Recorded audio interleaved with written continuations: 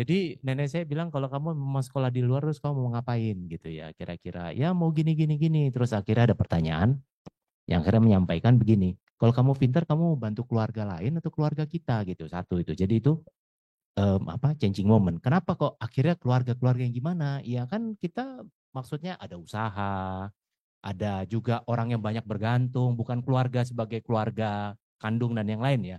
Oh, oke, itu sebagai salah satu pemikiran dasar, ya sudah saya pergi aja jalan, tapi itu kepikiran terus. Saya lihat ini kayaknya era selanjutnya adalah kreator founder gitu. Jadi kalau bisnisnya mau kuat, si founder ini harus muncul. Saya juga lihat ini si Elon Musk bisnisnya gede, tapi ngapain dia post di X satu hari 40 kali. Terus saya lihat-lihat, saya analisa di US ada Mister Beast, dia bisa mulai bisnis dengan mudahnya distribusi karena dia jadi top of mind, orang attentionnya semua ke sana, lihat di China juga kayak gitu. Saya ngerasa kayak saya juga harus kayak gitu. Akhirnya saya mikir, oke, saya jadi content creator deh. Tapi saya punya tes buat teman-teman yang sekarang kerja ya. Kalau bisnis Oke. mungkin agak beda. Tapi kalau yang sedang kerja, saya dulu sama teman-teman kantor saya punya tes kayak gini Angela. Tanyakan ini ke diri sendiri. Kalau sekarang duit nggak masalah, kamu sekarang ngapain? Kenapa akhirnya saya bikin podcast, saya menjalankan podcast? Karena saya suka banget dengan acara yang konsepnya itu talk show, ngobrol. Panggilan itu tetap terjaga, tapi saya realistis. Karena saya tahu untuk masuk ke situ, berarti saya harus masuk ke dunia entertainment. Saya realistis kenapa? Karena barrier-nya itu susah banget. Dan salah satu barrier-nya adalah saya ngelihat diri saya. Saya udah minoritas, sipit pula. Nah, itu dulu ya, dulu itu sangat susah banget masuk ke dunia entertainment. Itu barrier susah banget. Hai everyone, belum lama ini gua baru aja merilis buku Generasi Zombie. Ini bukunya, dan tanggal 21 Juni 2025 kemarin, gua bareng penerbit buku Kompas, konsep launchingnya selain ada seremonial, juga ada talk show. Di talk show tersebut, gua nggak sendirian. Gua mengajak beberapa teman untuk menemani sebagai narasumber di talk show tersebut. Ada Sigit Joko Sutono, Deputi CEO dari Bluebird Group. Lalu juga ada Pak Win, kalau lu tahu akun Asah Pola Pikir yang suka ngomong, kok gitu sih? Itu juga ikut menemani. Dan terakhir ada Henry Manampiring, seorang penulis mega bestseller filosofi teras. Lalu untuk moderatornya, karena gue adalah penulis dan juga narasumber di talkshow tersebut, bukan gue yang jadi host atau moderatornya, tapi gue meminta tolong teman gue namanya Angela Avalon untuk menjadi host di talkshow tersebut. Nah, gue merasa kayaknya sayang ya kalau acara talkshow tersebut tidak gue tayangkan ke YouTube. Karena isinya bagus, kita banyak banget bahas tentang passion, impian, dan pilihan hidup kita masing-masing. Nah, karena kami berempat sebagai narasumber, lahir dari latar belakang yang berbeda dan menjalani profesi kami masing-masing dengan perjalanan yang juga naik turun, ada yang pivot, ada yang memang udah tahu mesti ngapain, tapi juga mencoba sana-sini. Lalu juga ada yang akhirnya memutuskan untuk meneruskan bisnis keluarga. Gue merasa sayang aja kalau misalnya itu tidak bisa gue bagikan juga ke elu nih. Jadi di video kali ini gue akan menayangkan full talk show dari acara launching buku gue tersebut, plus juga dengan sesi Q&A-nya dari penonton yang hadir. So, langsung aja nonton dan dengerin talk show-nya. Jadi boleh dijelasin dulu nggak sih, kenapa bisa akhirnya menjadi seorang penulis dan kenapa, apa yang menginspirasi Ko Andri nih bisa kasih judulnya Generasi Zombie gitu? Oke. Thank you buat pertanyaannya, sama teman-teman yang udah hadir, thank you banget loh, nggak nyangka. Wow, rame juga ya. Kirain pada gak datang soalnya hari Sabtu. But anyway, menjawab pertanyaan Angel tentang kenapa menulis buku Generasi Zombie. Mungkin tadi udah sempat disebutkan ya sama Mas Adi. Sebenarnya gara-gara ini salah satu teman saya yang juga duduk di sini, Henry Manampiring. Waktu itu ada sebuah obrolan, tapi tiba-tiba entah bagaimana dia dapat ilham, dia ngomong, bro, lu nulis buku deh. Tapi gue udah bilang sama dia, tapi gue gak bisa nulis. Iya, tapi lu bisa bercerita. Bikinlah dalam bentuk tulisan. Oke, tapi gue gak bisa. Tapi gak apa-apa, coba aja. Gue coba tanya-tanya tentang bagaimana cara editingnya, bla bla bla. Gak usah pusingin, kata dia. Yang penting nulis, nanti kasih ke Oka yang duduk di sana. Ya udah akhirnya waktu itu saya bikin bab 1, bab 2 berikut daftar isi sama judul bukunya dan premisnya generasi zombie. Ya udah akhirnya saya kirim dan mendapat jawaban oke buat dilanjutkan. Ya udah akhirnya saya nerusin. Jadi sebenarnya nggak ada cerita yang terlalu gimana-gimana dan motivasi yang ini semua gara-gara dia aja, dia manas-manasin aja. Dan sampai sekarang ternyata dia suka manas-manasin orang buat nulis buku. Iya. Sebelah-sebelah saya juga dipanas-manasin tadi sama dia, nulis buku yuk, nulis buku. Ini ya menggali bakat terpendam ya. Iya, kan? mungkin ya. Jadi sebenarnya awal mulanya karena kita lagi ngobrol aja dan maybe gitu ya. Kadang-kadang ide atau kesempatan itu berawal dari sebuah obrolan aja sih. Ya tinggal bagaimana kita ambil kesempatannya. Ya udah, saya pikir ya udahlah nggak ada salahnya juga gitu. Ya hitung-hitung juga kalau di LinkedIn saya tuh bisa nambah title author gitu kan, kapan lagi kan? Ya udahlah. Mungkin bisa dijelasin dulu kali sedikit. Sebenarnya apa sih arti generasi zombie gitu? Apa yang ide awalnya tuh kenapa zombie ya kayak gitu? Oke, sebenarnya zombie itu saya dapatkan kayak gini. Kan saya juga suka nonton film-film yang bertema zombie ya, kayak Walking Dead. Dan juga suka main game survival horror kayak Resident Evil. Dan saya ngeliat tuh karakteristik zombie di game sama di film tersebut tuh sama. Mereka tuh sebenarnya udah mati, tapi masih hidup aja di dunia ini, di bumi ini.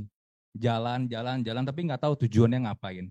Nah, zombie itulah yang akhirnya saya pakai ketika saya juga ngelihat orang-orang di sekitar saya, yang mungkin juga termasuk saya dulu, orang-orang yang hidup tapi nggak hidup. Jadi mereka itu menjalani hidup itu ya udah kayak misalnya melihat orang-orang di sekitarnya bekerja, oke bekerja. Tapi di satu sisi mereka bekerja banyak mengeluh. Kenapa mereka banyak mengeluh? Karena mereka tidak mencintai pekerjaannya. Dan permasalahannya adalah ketika tidak mencintai pekerjaan, sekarang gini deh buat yang kerja ya, pekerjaan kita itu akan memakan kurang lebih 2/3 hidup kita. 24 jam kurang lebih akan memakan 2/3 hidup kita. Nah kalau kita tidak mencintai atau tidak menyukai apa yang kita kerjakan, bisa jadi sebenarnya kita tidak menyukai apa yang menjadi hidup kita. Saya ngeliat banyak banget orang-orang kayak gitu. Pasti kalau mau tiap hari Senin nih, terutama di hari Minggu malam, pasti bilang, aduh besok Senin lagi.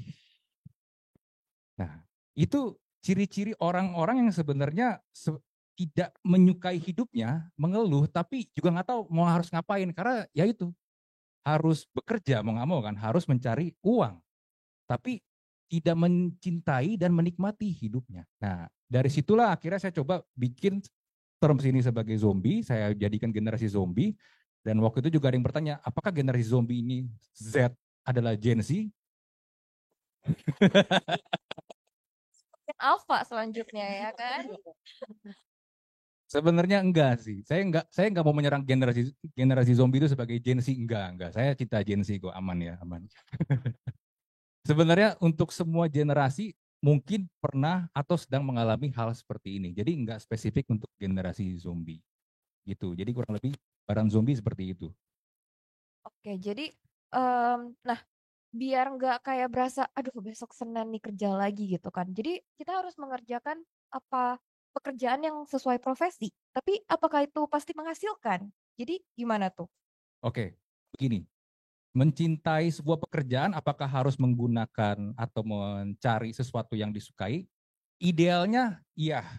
Tapi kadang-kadang kita juga tertampar sama yang namanya realita. So buat saya minimal mencari dulu ini deh satu. Ini juga saya suka dengar dari teman saya juga nih Henry Manampiring. Kalau minimal ya mencari lu tuh paling jago apa sih? Lu tuh paling bisa apa?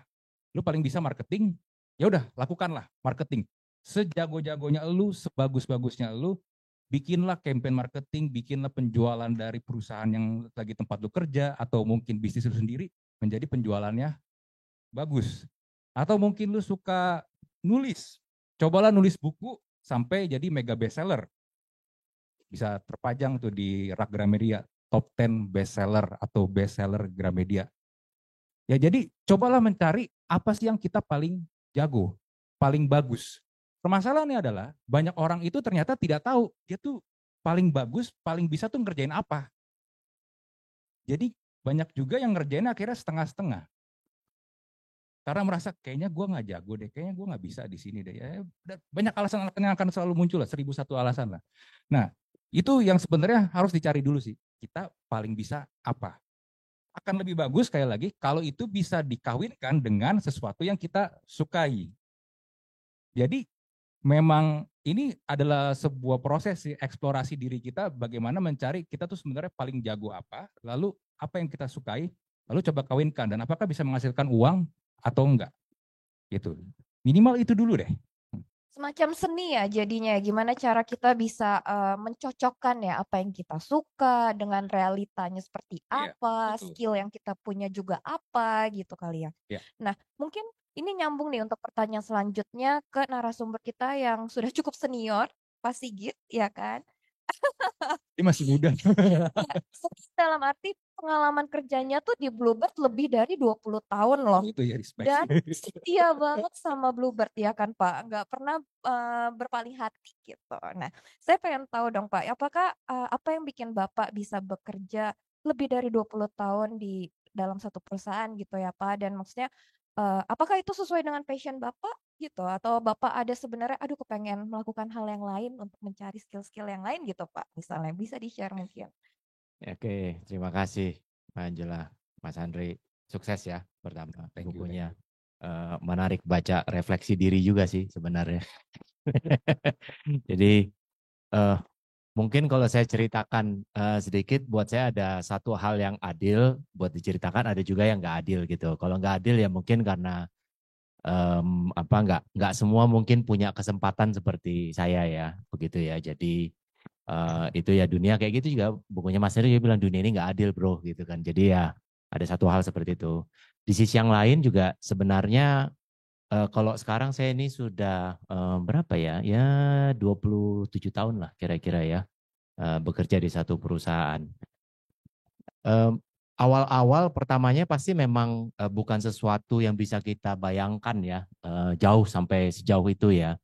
Hanya yang kalau saya lihat dalam refleksi dan bagaimana caranya waktu itu memilih pekerjaan, memang mencari passion itu gampang-gampang susah di awal. Apalagi kita bicara sekarang mungkin gampang ya, makanya saya bilang nggak kurang adil karena saya mungkin ngomong dalam umur kapasitas sekian, mau flashback kayaknya ya gampang ngomongnya. Tapi kalau kita ngalamin waktu umur 25, 27, wah maunya banyak dan segala macam. Hanya tapi kita memang kenapa kita dalam hal ini saya akhirnya juga memilih dan passionnya masuk, ada beberapa changing moment sebenarnya dan itu salah satu yang cukup mengubah dan membuat visinya jadi lebih jangka panjang. Pertama, satu ini saya punya perusahaan keluarga, begitu ya. Kedua, waktu biasalah anak muda kan kita sekolah di luar, maunya segala macam gitu. Jadi kalau zaman dulu kita gen apa ya, gen milenial ya? Atau Saya milenial sih. milenial. Gua ngaku milenial. Masih bisa lah. Masih bisa lah. Oke. Masih bisa lah. Iya. Masih bertahan ke milenial. Sedikit kan bisa lah. Ya, jadi nenek saya bilang kalau kamu mau sekolah di luar terus kamu mau ngapain gitu ya, kira-kira ya mau gini. Terus akhirnya ada pertanyaan yang akhirnya menyampaikan begini, kalau kamu pintar kamu bantu keluarga lain atau keluarga kita gitu, satu itu. Jadi itu changing moment. Kenapa kok akhirnya keluarga-keluarga yang gimana? Ya kan kita maksudnya ada usaha, ada juga orang yang banyak bergantung, bukan keluarga sebagai keluarga kandung dan yang lain ya. Oke, itu sebagai salah satu pemikiran dasar, ya sudah saya pergi aja jalan, tapi itu kepikiran terus gitu. Jadi waktu mencoba dan mencari gitu sama aja mencari passion di luar ya sempat ada beberapa opportunity, tapi kok kayaknya hatinya panggilannya tuh balik terus gitu. Jadi akhirnya dicoba, dijalanin, terus nyangkut gitu. Nah dan ternyata orang suka atau tidak suka itu juga tergantung memang ada membuat dia tadinya tidak suka menjadi suka atau memang akhirnya ya memang sudah suka dari awal ya terus menjalankan. Nah itu saya rasa juga satu pengalaman dari beberapa bagian yang saya lewati gitu. Ada yang ya memang saya suka, ini nggak suka, ada passion lah kira-kira ya. Dan akhirnya ketemu bagian yang memang bisa dijalankan terus dan sampai sekarang ya terus berjalan. Jadi ya kalau di awal tadi pertanyaannya, ya tentu ada bagian-bagian, ada pemikiran yang kok kayaknya mau cari tempat lain gitu ya. Tapi ada changing moment ataupun perkataan yang memang merubah dan akhirnya berpikir, oke, kayaknya ini deh. Gitu ya sudah, ya jalanin aja sampai sekarang. untuk mencari suatu passion kita sendiri tuh memang harus explore ya. Kita coba terus kayak ini suka ternyata ini enggak kayak gitu.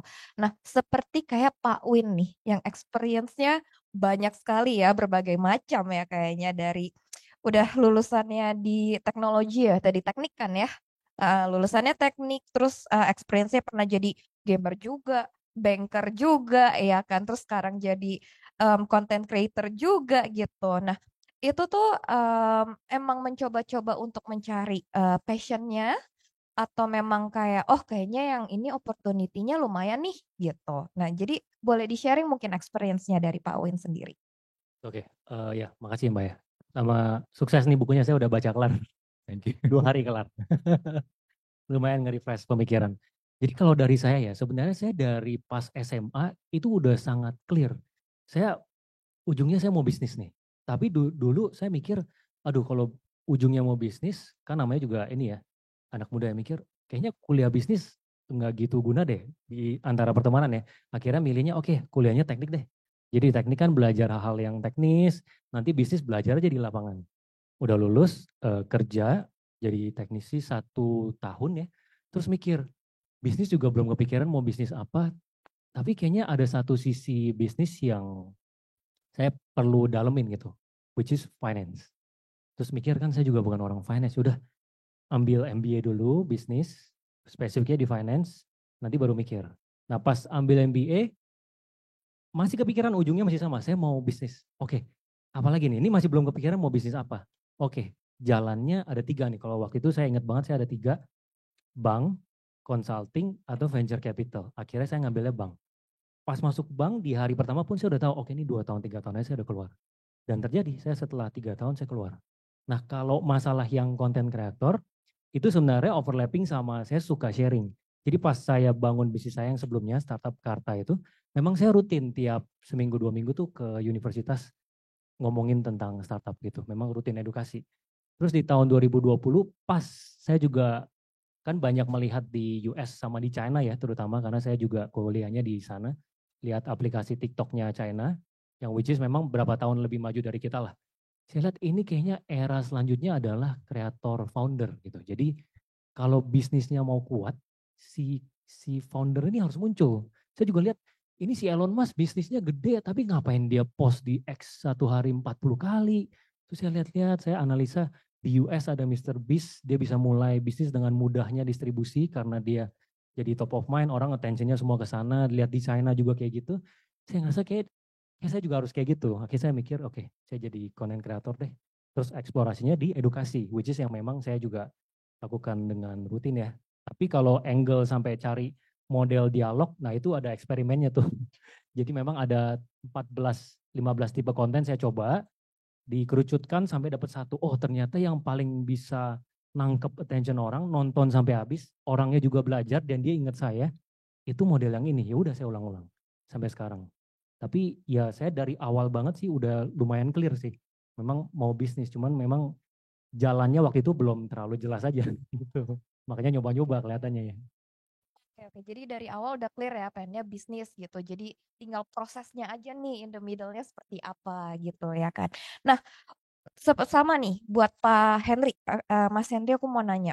Apakah sama juga kayak Pak Win dari awal udah tahu nih sebenarnya pengen jadi penulis karena sebelumnya juga ada background bekerja di korporasi juga kan ya Pak gitu. Ada switching karir lah di sana gitu. Nah, untuk Pak Win untuk Pak Henry sendiri gimana tuh jadi sharing experience-nya kenapa akhirnya bisa menentukan oke kayaknya ini cocok nih sesuai dengan passion saya jadi penulis gitu. Ya, ini sebenarnya mirip dengan tadi Andri bilang ya di awal bahwa passion kadang-kadang bertabrakan sama realita ya, gitu. Saya tahu bahwa saya punya panggilan untuk menulis itu sejak kecil, gitu. Jadi nggak tahu kenapa dari dulu aktivitas menulis itu saya seneng. Cuman ya untuk angkatan saya, generasi saya, Gen X sebenarnya kita. Kalau ya generasi yang nggak ada yang mau ngomongin heran ya gitu kan. Dari boomer langsung skip ke milenial gitu. Gen X tuh selalu dicuekin tapi nggak apa-apa. Kita keren tetap walaupun walaupun dicuekin. Jadi waktu itu kan memang menulis itu belum terlihat sebagai apa ya livelihood atau sumber nafkah yang visible lah gitu realistis aja gitu. Saya lulus kuliah itu akhir 97, tahun 97. Jadi ya waktu itu kan yang jadi prioritas tuh segera mandiri, segera independen. Itu yang mengisi kepala saya nggak mau bergantung sama orang tua, apapun itu saya punya penghasilan sendiri. Jadi nggak kepikiran lah itu segala macam passion. Nah cuman yang namanya passion, dan saya sebenarnya kurang suka nih kata passion Angela, karena suka disalah mengertikan, dan ini Andri pernah bilang juga sih di podcastnya ya, bahwa passion tuh disalah artikan hal yang seneng-seneng aja ya. Lo seneng ngelakuin apa? Oh passion gue daki gunung, ya karena lo happy gitu kan ngelakuinnya gitu. Padahal nggak semua yang dikerjakan itu pasti seneng terus. Jadi saya pribadi nggak suka passion, saya lebih suka mungkin istilah inner calling kali ya, gitu. Karena inner calling itu lo tuh terpanggil mau ngapain sih gitu. Dan panggilan itu nggak selamanya menyenangkan, banyak nggak suka, banyak yang nggak senangnya juga. Jadi saya udah tahu bahwa inner calling saya tuh nulis, tapi saya nggak bisa, jadi saya kerja aja dulu gitu. Kerja tapi sambil memelihara si inner calling atau passion ini. Jadi lahirlah buku-buku selama saya masih bekerja. Dan ketika dirasakan momennya pas, setelah berbagai pertimbangan, nah itu baru tahun lalu saya pivot, switch ke menulis penuh waktu. Gitu Angela. Oke, menarik ya pengalaman-pengalaman narasumber kita ya hari ini ya. Nah, saya ingin bertanya lagi sama Ko Andri nih. Nah, kalau tadi kan Mas Henry udah sharing nih, sebenarnya yang bikin switching karirnya itu sebenarnya ada inner calling. Mungkin itu inner calling yang dari kecil udah apa ya, bisa dibilang cita-cita juga mungkin ya Pak ya? Enggak juga? Cita-cita Waktu bukan? dulu bahkan Enggak nggak ya? berani bercita-cita. Oh gitu? Karena tahu ini duitnya dari mana ya jadi penulis gitu. Jadi bahkan Iya. nggak berani bercita-cita begitu. Tapi saya punya tes buat teman-teman yang sekarang kerja ya. Kalau bisnis Oke. mungkin agak beda. Tapi kalau yang sedang kerja, saya dulu sama teman-teman kantor saya punya tes kayak gini Angela. Tanyakan ini ke diri sendiri. Kalau sekarang duit nggak masalah, kamu sekarang ngapain? Karena itu tes Pertanyaan. yang paling langsung masuk ke inti. Kan banyak orang kerja karena masalah duit kan, Betul, cicilan dan betul. lain-lain. Tapi berandai-andai duit lagi nggak ada masalah deh. Kamu tuh sekarang ngapain? Nah jawabannya pasti menarik. Kalau jawabannya sama dengan apa yang dia kerjain, berarti dia udah pas. Tapi kadang-kadang ada yang orang sales bilang, saya mau jadi guru TK. Iya. Gitu kan, ada yang sebenarnya saya pengen buka salon, tapi saya jadi konsultan gitu. Nah pertanyaan kayak gitu tuh menyingkapkan hasrat Ya, terdalam.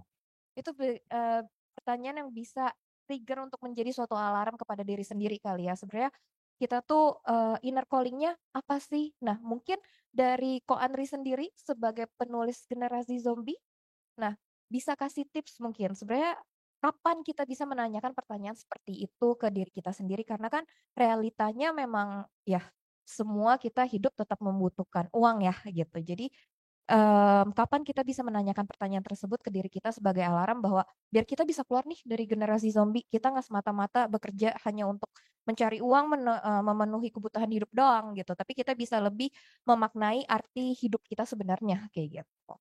Oke, kalau pertanyaannya kapan, of course di tiap orang akan beda-beda nih, akan bakal case by case, karena nggak bisa dipukul rata. Kalau misalnya let's say pengalaman pribadi saya, panggilannya mungkin udah ada sejak dulu. Dulu tuh saya, kenapa akhirnya saya bikin podcast, saya menjalankan podcast, itu baru mulai tahun 2019, bahkan waktu itu podcast mungkin belum sepopuler seperti sekarang. Karena saya suka banget dengan acara yang konsepnya itu talk show, ngobrol. Itu dari zaman radio Prambors masih berjaya, kalau yang angkatan saya atau yang lebih di atas saya mungkin kalau Prambors Rasisonia mungkin tuh familiar banget dengan tagline kayak begitu. Nggak tahu kenapa demen amat gitu, demen banget dengan obrolan-obrolan antara dua orang yang kayaknya asik banget membahas topik tentang sesuatu yang kadang-kadang mungkin topiknya receh. Nah cuman panggilan itu tetap terjaga, tapi saya realistis karena saya tahu untuk masuk ke situ, berarti saya harus masuk ke dunia entertainment. Saya realistis kenapa? Karena barrier-nya itu susah banget. Dan salah satu barrier-nya adalah saya ngelihat diri saya udah minoritas, sipit pula. Nah, itu dulu ya, dulu itu sangat susah banget masuk ke dunia entertainment. Itu barrier susah banget. Bahkan kayak ke radio, televisi. Bahkan kalau saya inget-inget dulu ya, tahun 90-an mungkin cuman Agnes Monica. Waktu itu masih Agnes Monica tuh, belum Agnes Mo. Nah, kecil juga ya, terlalu Iya, early. iya, iya. Terus 90-an akhir waktu itu mungkin ini ya Deddy Corbuzier tuh mulai muncul sebagai magician tuh. Iya, tapi masih cabi-cabi dia waktu itu dan ya pokoknya itulah masih dengan dandanannya gitu. Nah, cuman itu akhirnya saya coba lihat udahlah nggak realistis aja. Saya waktu itu kuliah pun juga waktu itu marketing, ekonomi, kerja di kantoran pernah juga jadi agen asuransi, pernah juga jalan bisnis sendiri. Ya udah saya jalanin aja karena saya tahu itu tidak realistis buat saya. Tapi saya ngelihat ada peluangnya, ada momentumnya. Waktu itu ketika saya lihat ada yang namanya platform podcast dan ternyata untuk podcast ini barrier-nya tuh sangat-sangat tipis. Come on, lu cuman hanya modal kamera sama mic yang simple aja udah bisa podcast tanpa perlu ya kamera yang sebagus ini atau mungkin mic yang harganya jutaan, nggak perlu. Makanya waktu itu ada peluang, akhirnya the what so called passion ini muncul lagi nih. Saya coba, oke deh, kenapa nggak coba saya jalanin? Dan karena itu udah muncul, saya coba jalanin dan akhirnya pelan-pelan berkembang ya walaupun awal-awal saya juga lihat kalau lihat video awal-awal saya, video pertama kameranya settingnya terlalu gelap, jadi itu kayak nggak ada lighting sama sekali. Lalu kamera keduanya settingnya tuh exposure cerah banget, jadi seakan-akan sekelilingnya putih banget kayak lagi di surga ya, bukan neraka tapi ya. Nah akhirnya, tapi ya saya coba jalanin aja. Saya coba jalanin, pelan-pelan saya juga belajar, saya ngelihat gimana sih caranya kalau membuat topik obrolan tuh menyenangkan. Saya coba belajar, saya coba ngulik, saya lihat Joe Rogan tuh gimana. Kalau ada yang tahu Joe Rogan, salah satu podcaster termahal di dunia. Tamunya itu dari levelnya Elon Musk, Robert Downey Jr., Mike Tyson, sampai pakar biologi tumbuh-tumbuhan yang you never know siapa dia itu, pernah diundang sama dia. Lalu saya juga tanya ke teman-teman saya yang penyiar radio, gimana sih caranya menciptakan sebuah obrolan tapi direkam. Akhirnya saya ngulik, dan juga belajar bagaimana caranya mengundang orang, narasumber, dan akhirnya saya jalankan dan ya seperti yang sekarang kalian lihat, teman-teman yang saya ajak di panggung ini adalah teman-teman yang pernah saya undang di podcast saya. Yang sebelumnya kami pun nggak pernah kenal gitu, tapi ya somehow karena masing-masing kami punya karya, Pak Sigit punya karya di Bluebird, Pak Win punya karya di Asal Pola Pikir dan di Growin, Henry juga punya karya juga di buku-buku dia di Filosofi Teras, kami berkenalan dan akhirnya ya disinilah kami bisa berkumpul bareng dan jadi teman. Ya menurut saya akhirnya momentum-momentum itulah yang akhirnya perlu kita coba tangkap sih. Jadi memang kadang-kadang timing adalah sebuah kunci yang you never know akan datang. Jadi tetaplah pelihara karena one day you never know itu bakal datang dan ketika itu datang siap gak diambil? Itu yang jadi pertanyaannya. Oke, nah itu lika-liku perjalanannya Ko Andri ya. Nah, saya ingin bertanya untuk Pak Sigit mungkin. Nah, kalau untuk Pak Sigit sendiri nih, hambatan-hambatan dalam proses perjalanan karirnya itu tuh gimana? Apakah ada lika-likunya tuh seperti apa? Karena kan memang kalau tadi mungkin lebih kayak pengen coba yang ini tapi hatinya terpanggil lagi ke Bluebird gitu kan ya. Nah, mungkin Bapak bisa share experience Bapak. Ya, sebenarnya sih tiap perjalanan hidup orang itu ya nggak ada yang bisa dibilang semua mulus-mulus saja gitu ya. Pasti ada. Hanya memang bagaimana kita menerima ataupun move on dari problem-problem tersebut gitu. Kalau saya flashback, ada banyak sebenarnya yang memang menjadi hambatan-hambatan. Pertama juga dalam kegiatan kantoran lah, kan kita banyak orang kantor ya ini biasanya ya gitu. Ya walaupun kita punya suatu privilege tertentu, nggak selalu juga semua usulan ataupun apa yang kita inginkan tuh bisa tercapai. Itu satu. Itu hal yang memang sangat kita inginkan pasti kalau kita mau menampilkan sesuatu tapi nggak taunya nggak bisa. Nah itu kekecewaan ataupun jadi down akhirnya ini gimana sih maunya apa gitu ya, itu sesuatu yang sangat lumrah. Kedua tentunya juga misalnya adanya persaingan antar kantor, ini kolega ya, itu juga umum karena walaupun kita pinter belum tentu kita juga dilihat gitu ya. Ya terus walaupun kita jago pada akhirnya kalau nggak pinter ketahuan juga di belakangnya kan. Jadi itu juga nggak bisa kiri kanan semua gitu kan. Kalau bohong terus akhirnya ya ketahuan juga lah itu. Jadi nggak bisa, harus dibalance dan itu menurut saya tantangan yang paling berat untuk bisa kita sendiri itu untuk maju. Tapi ada hal yang sebenarnya saya ingin share.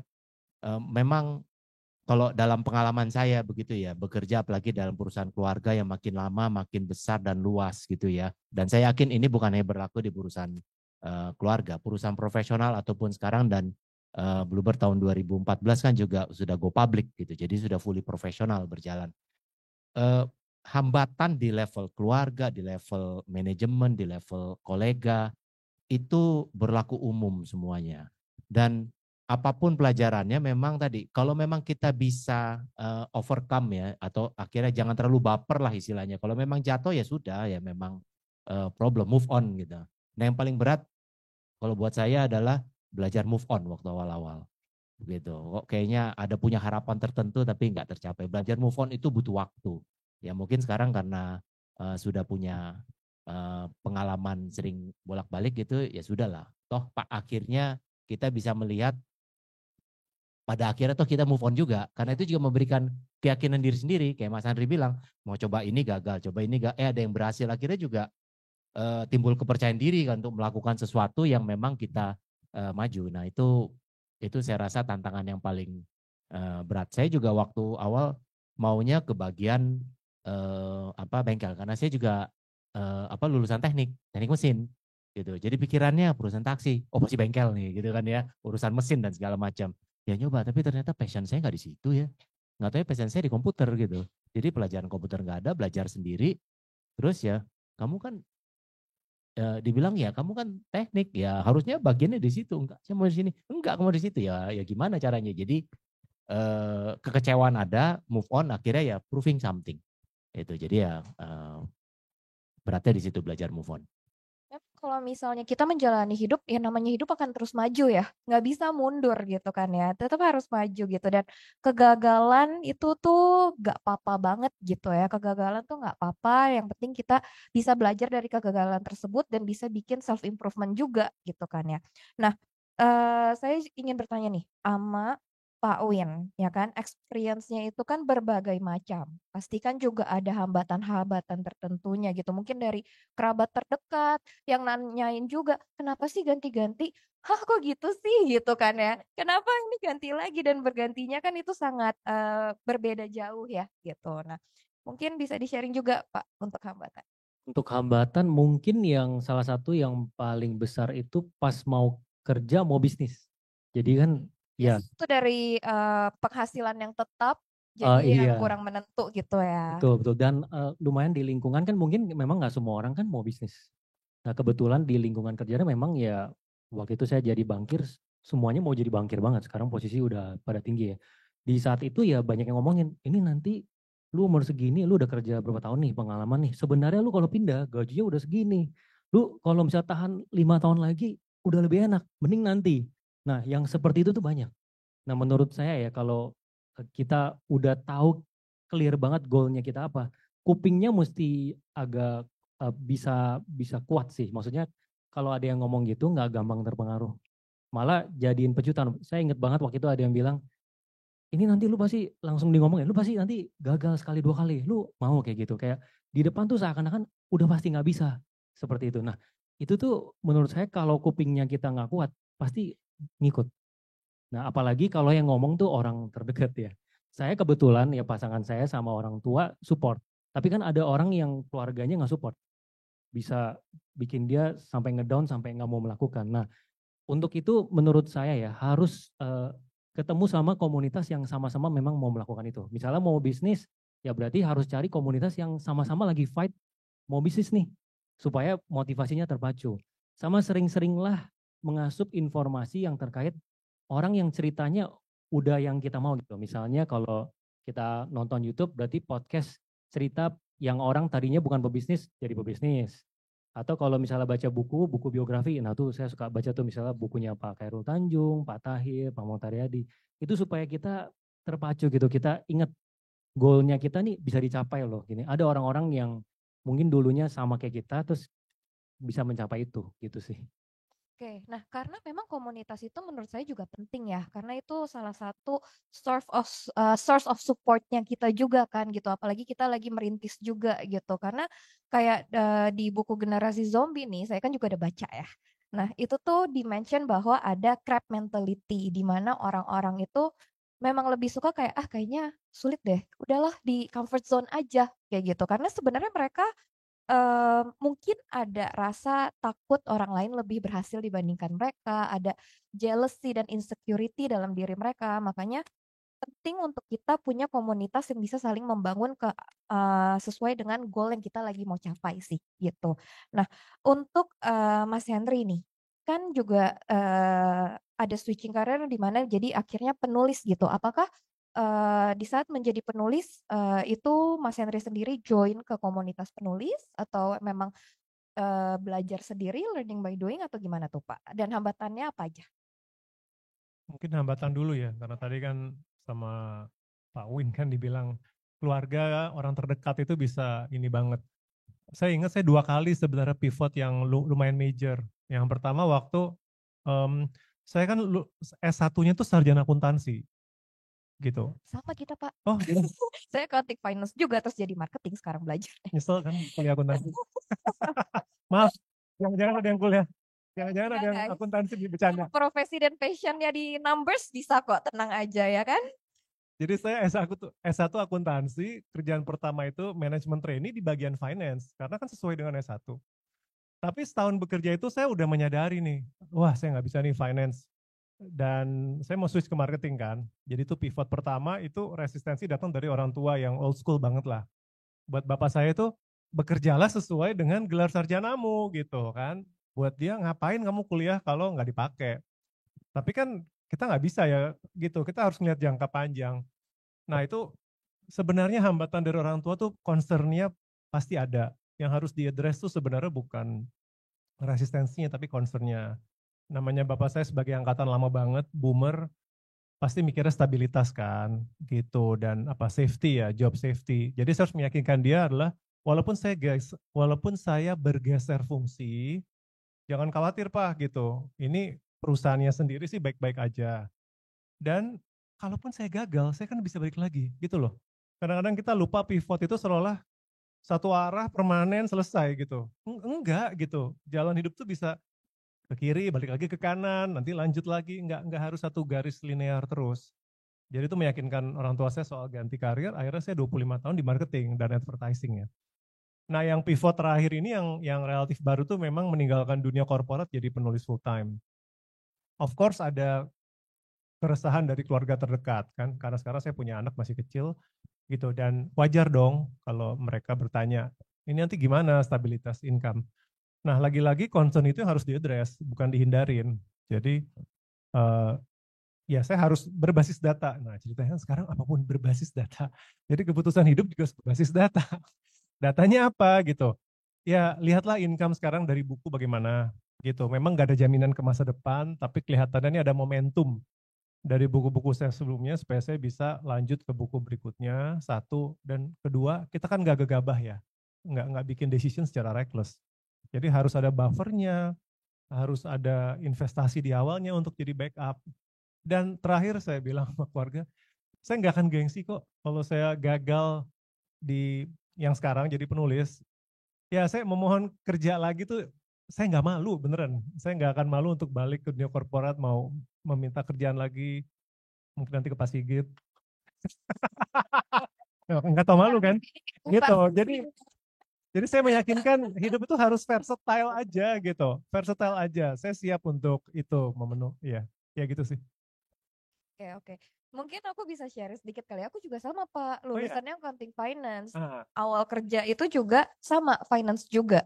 Cuman saya berasa kayak, kayak ini bukan something that I like gitu. Jadi, gue suka marketing karena aku suka ketemu orang, aku suka ngobrol sama orang gitu, jadi networking. Jadi ya mungkin kalau pada saat itu saya tetap di finance, bisa jadi penerus generasi zombie ya kan. Iya, tapi untungnya pada saat itu akhirnya switching karir ke marketing dan sampai sekarang. Nah, aku mau nanya nih untuk Mas Andri gitu, kan nggak semua orang itu sebenarnya udah menyadari nih, kayaknya gue udah termasuk salah satu generasi zombie nih gitu kan.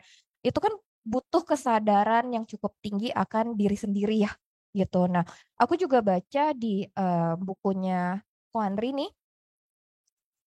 cara menanggulanginya itu salah satunya dengan Batman Effect, ya kan? Nah, itu tuh sebenarnya istilahnya apa sih gitu? Ada Catwoman-nya nggak mungkin gitu kan? Atau Robin-nya gitu. Nah, coba mungkin bisa dijelasin sama Ko Andri. Oke, sebelum menjelaskan The Batman Effect mungkin perlu mungkin sebagai konteks. Terkadang tuh ketika kita misalnya pengen mengerjakan sesuatu hal yang baru, let's say pengen punya impian, pengen punya goals, pengen kita kejar, tapi akan selalu ada rasa ketidakpercayaan diri, rasa minder, terutama bisa nggak ya untuk kayak gitu, bisa nggak ya ini di-achieve, karena let's say gini, saya tuh sebelum ngelihat sekarang ya, saya kan podcast, saya ngomong casticus bla bla bla, tapi kalau nginget dulu sebenarnya saya ini bukan tipe orang yang suka ngomong di depan kayak gini. Saya ngomong di depan kayak gini, wah pasti bakal inilah, ya keringet dingin, nggak bisa ngomong apa-apa, pokoknya capek banget, nggak. Jadi sangat-sangat nggak saya banget. Bahkan saya ingat banget dulu tuh pas lagi sekolah, zaman saya dulu masih sekolah, ini udah lama banget ya zaman saya masih sekolah, guru tuh kadang kalau lagi males ngajar, dia tuh suka suruh murid-muridnya buka buku cetak. Coba buka bab 5. Dan digilirlah para murid itu untuk membaca paragraf demi paragraf. Misal dari depan, paragraf 1 nih, ini paragraf 2, digilir aja. Nah, saya yang tipikal kalau duduk di bangku sekolah, pas lagi sekolah tuh tipikalnya kalau nggak di tengah-tengah, kalau nggak di belakang, saya tuh suka ngitungin. Gue dapet paragraf yang keberapa ya? Karena kenapa? Karena ada rasa tidak percaya diri kalau suara saya doang yang kedengeran di ruangan yang nggak ada suara apapun. Dan somehow saya juga dulu benci dengan suara saya sendiri. Walaupun akhirnya setelah saya baca secara psikologi memang kebanyakan manusia ketika mendengar suara sendiri memang tidak suka dengan suaranya karena emang nggak pernah dengar secara langsung. Tapi ada titik saya tuh kayak gitu. Jadi memang nggak percaya diri. Lalu saya coba baca-baca gimana caranya untuk nge-hack rasa minder ini, rasa ketidakpercayaan diri ini. Lalu saya menemukan sebuah penelitian, kalau tadi pertanyaannya kenapa dan apa Batman Effect ini, jadi penelitiannya seperti ini. Penelitiannya ada seorang asisten profesor, dia ini mencoba melihat apakah seorang anak di umur 4-6 tahun, kalau mereka tuh diberikan identitas seperti orang-orang yang mereka idolakan, itu bisa meningkatkan kepercayaan diri gak sih? Meningkatkan rasa rajin gak sih? Kumpulkanlah mereka dalam 3 kelompok, anak-anak umur 4-6 tahun. Nah, mereka diberi tugas. Tugas itu gampang. Mereka tuh dikasih laptop, mereka dikasih tablet, ada game. Gamenya pokoknya tiap kali kalau ada gambar keju muncul, itu dipencet. Pokoknya tiap kali ada gambar keju, itu dipencet dan kumpulkanlah gambar keju itu sebanyak mungkin poinnya. Nah, di tugas ini juga dibilangin, kalau kalian capek, kalau kalian lelah, boleh istirahat, boleh tidur dulu, nggak perlu dipencet-pencet terus, nggak apa-apa. Nah, anak-anak ini dibagi dalam 3 kelompok. Kelompok yang pertama itu diberikan title, diberikan label dengan kata ganti pertama, self-immerse. Jadi, misalnya gini, saya adalah pekerja keras, saya bekerja keras. Kata ganti pertama ya, saya, aku, I. Kelompok yang kedua diberikan dengan kata ganti orang ketiga, which is kasih nama masing-masing. Misalnya Andri bekerja keras. Andri adalah seorang pekerja keras.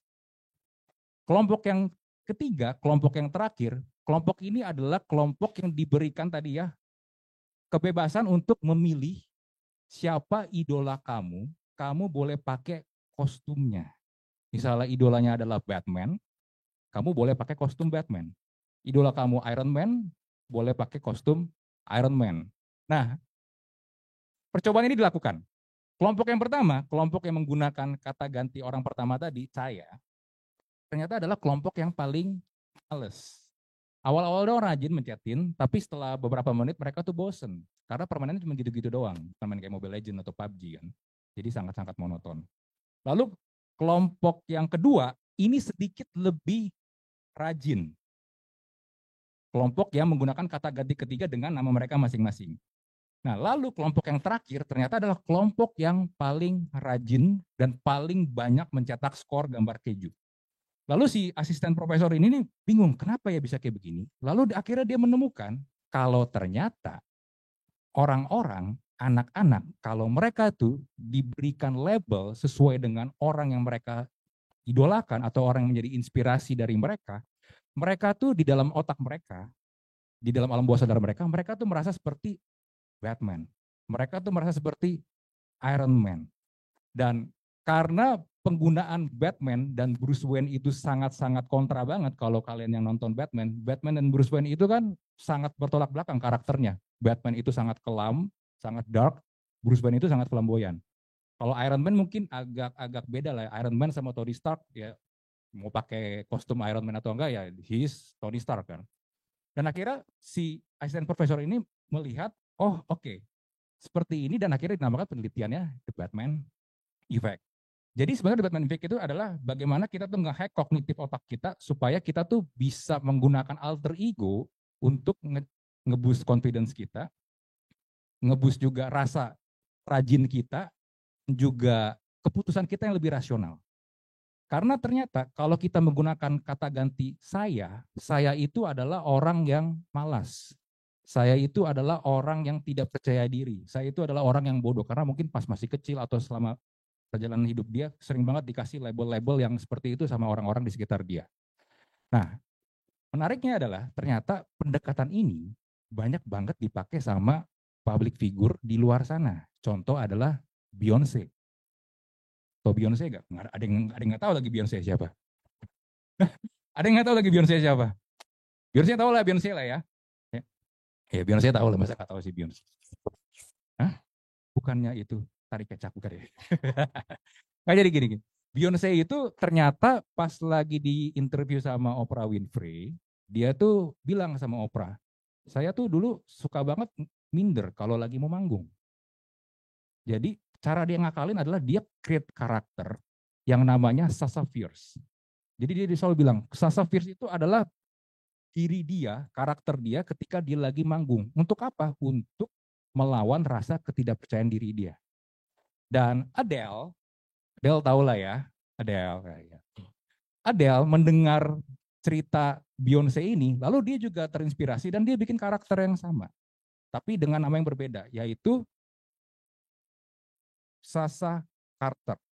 Gabungan antara Sasha Fierce dan penyanyi country zaman dulu, June Carter, penyanyi country tahun 70-an kalau nggak salah. Jadi namanya Sasha Carter. Nah, di dunia olahraga ternyata juga banyak banget menggunakan pendekatan-pendekatan kayak begini. Contoh adalah Kobe Bryant. Kobe Bryant ketika dia masih awal-awal di NBA, nomornya masih nomor 8, dia juga bilang dia sangat terinspirasi sama Michael Jordan. Makanya kalau lihat Kobe main itu ketiplek sama Michael Jordan banget. Lalu ketika dia udah ganti nomor jadi nomor 24, dia create lagi karakter yang namanya Black Mamba. So, akhirnya saya melihat pendekatan ini bisa dipakai nih oleh kita create alter ego untuk nge-boost confidence kita. Dan saya yakin juga ini bisa dipakai juga sama teman-teman kalau punya rasa ketidakpercayaan diri yang sama seperti saya dulu. Jadi create karakter aja. In my case saya gabungkan 3 karakter yang memang menjadi inspirasi saya. Steve Jobs, Michael Jordan, dan Dwayne The Rock Johnson. Saya gabungin 3 orang itu, saya ambil yang positif-positifnya, saya pakai, saya gunakan ketika saya let's say misalnya lagi di stage ini, atau lagi podcast, atau mungkin lagi situasi apapun yang memang saya tahu ini untuk kerja. Tapi setelah itu saya bisa switch off, balik lagi ke diri saya yang kalau di rumah orang yang membosankan.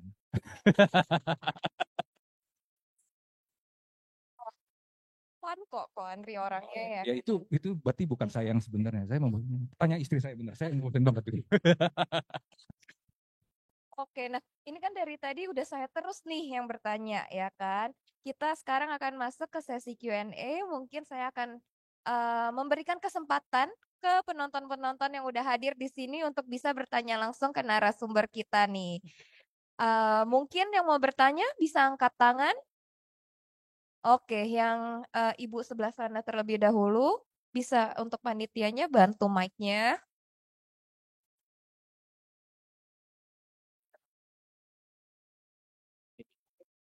Ya, Selamat bisa diperkenalkan dulu ibu dengan siapa dan mau bertanya ke siapa. selamat siang, saya Ika dari Tangsel. Ini saya mau tanya sebenarnya sama Pak Andri, tapi mungkin ke yang lain juga nggak apa-apa. Ini kan tentang apa generasi zombie tuh kayak kita kerja atau kita beraktivitas kayak nggak dipikirin gitu ya. Sebenarnya intinya itu kan kayak nggak berjiwa gitu. Ini saya boleh tahu nggak risetnya berapa lama sebelum menulis buku ini? Kemudian sasarannya siapa aja? Maksudnya apakah semuanya dari Gen Z misalnya atau campuran ada Gen Z, ada Gen Y, ada Gen X gitu kan atau baby boomers. Kemudian atau hanya lingkup terdekat saja gitu. Jadi kayak misalnya keluarga, tetangga, saudara atau bahkan random. Itu saya tertarik dengan itu. Nah, kemudian niat setelah buku ini apakah ada rencana untuk menulis buku berikutnya? Dan apakah masih berhubungan dengan topik ini? Mungkin itu. Terima kasih Pak Andri. Ya, Pak Andri bisa dijawab. Oke. Sebenarnya secara riset tuh dari pengalaman saya pribadi dan juga orang-orang di sekeliling saya sih. Jadi nggak cuma Gen Z doang. Karena apalagi yang saya sering lihat adalah orang-orang tua yang umurnya udah 60-an. Saya sering banget ketemu sama orang-orang yang udah umur segitu itu ngajak saya yang lebih muda ngobrol. Dan kadang mereka tuh suka bercerita. Bercerita apa? Bercerita tentang kenapa mereka menyesal tidak melakukan hal-hal yang pengen mereka kejar dulu. Jadi mereka merasa, aduh, om nyesel nih, bapak nyesel nih. Coba bapak dulu gini ya, bapak pasti nanti udah jadi orang kaya, bapak udah sukses, bla bla bla bla bla bla bla. Jadi memang hal-hal ini memang saya lihat dari orang-orang yang udah tua, dari orang-orang yang sepantaran saya, dan juga anak-anak yang mungkin juga generasi yang lebih muda daripada saya. Kalau Gen Z, kalau usah di riset pun lihat sosial media itu udah banyak banget. Banyak banget keluhan-keluhan seperti itu. So jadi memang ini dari pengalaman saya pribadi, dari juga pengamatan saya dengan orang-orang di sekitar saya, dari juga ngobrol. Jadi sebenarnya pengalaman hidup sih sepanjang saya lihat mulai saya bekerja sampai sekarang. Kurang lebih begitu. Jadi keresahan ini akhirnya saya coba tuangkan dalam bentuk tulisan. Gitu. Tadi pertanyaan keduanya apa? Sorry lupa. Oh, buku. apakah ada buku Oh. selanjutnya nih? Baru launching udah ditanya selanjutnya ya kan? Bapak udah kasih pressure, buset. Bukan pressure loh, motivasi. Oh ya. Iya, motivasi. Iya. Judul berikutnya apa generasinya apa? Belum tahu, jujur belum tahu. Tulisan berikutnya, buku berikutnya akan apa, kapan itu belum tahu. Jadi ya saya lagi menikmati ini dulu. Ini baru sebulan. Ini baru sebulan udah suruh tulis buku baru lagi. Astaga. Oke, semoga bisa menjawab ya untuk pertanyaannya. Oke, untuk selanjutnya tadi kayaknya Masnya ya ingin bertanya. Panitia bisa dibantu? Oke, saya perkenalkan, saya Johan Dimas, asal saya dari BSD. Jadi pertanyaannya sebenarnya mau ke Pak Win nih aslinya, tapi ya boleh juga ke Pak Aldrinnya juga. Jadi ini saya mau bertanya tentang tadi masalah mencintai pekerjaan gitu kan Pak. Saya jujur kalau dari pengalaman saya yang masih usia saya sebenarnya 24 tahun, pengalaman saya itu udah 5 tahun dengan hampir 8 switch karir, itu udah cukup banyak aslinya. Tapi satu pun sebenarnya saya tidak mencintai pekerjaan saya, jujur aja saya seperti itu. Bukan karena dibilang karena saya ada keinginan bekerja tertentu, melainkan saya memang bingung sendiri untuk mendapatkan pekerjaan yang saya cintai gitu. Jadi mungkin entah dari Pak Aldrinnya atau dari Pak Winnya, bagaimana nih kalau ada nggak untuk seseorang yang seperti saya yang benar-benar nggak tahu nih dia mau mencintai pekerjaan itu yang bagaimana gitu. Saya jujur mau dari penulis, saya ada nulis di Noveltoon, nulis juga ada sekarang jadi SR, mau jadi project manager, itu semua udah hampir saya ladenin gitu pekerjaannya. Nah, namun sampai sekarang saya belum tahu pekerjaan apa yang cocok buat saya untuk saya cintai pekerjaan itu. Itu sih. Jadi saya ingin sarannya dari para narasumber gitu. Coba dari Pak Win dulu mungkin. Saya rasa ini relate ke yang tadi disampaikan Pak Hendri ya. Jadi Coba bayangin yang tadi, kalau nggak dibayar, kira-kira apa yang bakal dikerjakan? Mungkin coba alokasi waktu sejam, 2 jam, tulisin gitu ya. Kalau nggak dibayar, ini gua akan lakukan. Kalau nggak dibayar, ini gua akan lakukan. Itu ditulisin semuanya dulu, baru pelan-pelan pasti nemu sih.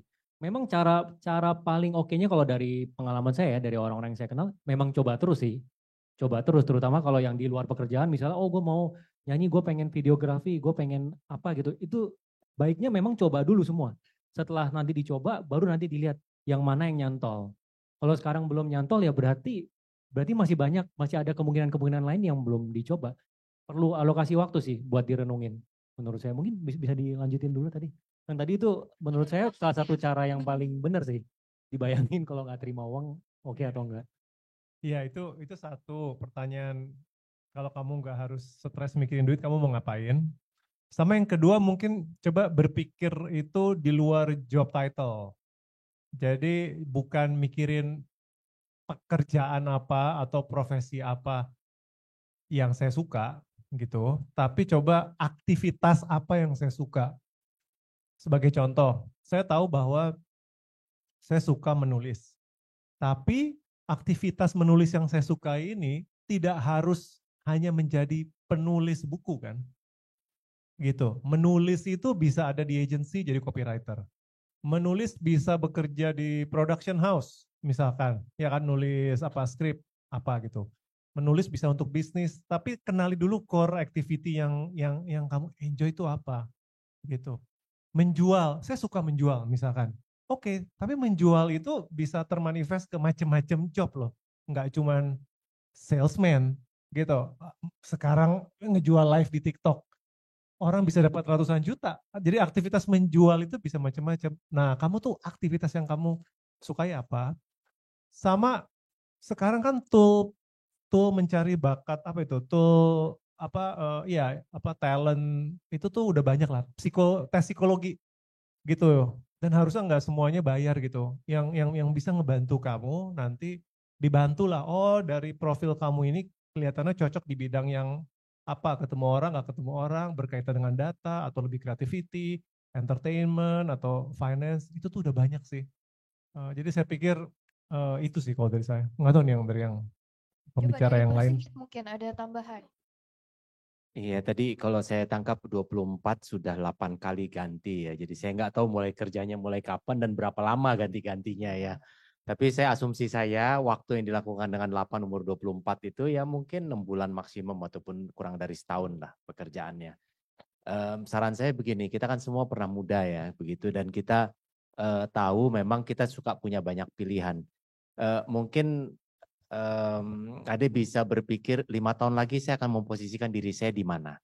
Kalau saya terus melakukan hal ini, apakah saya akan melakukan 50 pekerjaan berbeda-beda untuk sampai 5 tahun lagi? Itu refleksi diri. Kedua adalah memang sesuatu itu bisa jadi tidak suka karena mungkin kita tidak tahu sebenarnya impact-nya apa yang kita lakukan. Apakah impact kantong, impact buat orang lain, atau impact buat kesenangan pribadi saja tadi.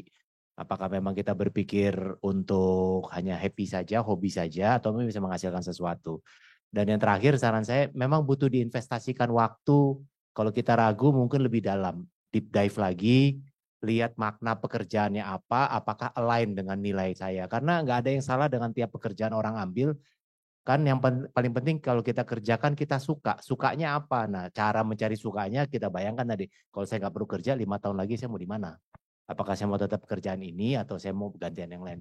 Mudah-mudahan itu bisa mengklariti bagian-bagian yang memang saya rasa nggak akan mungkin nggak akan dapat satu bagian gitu ya.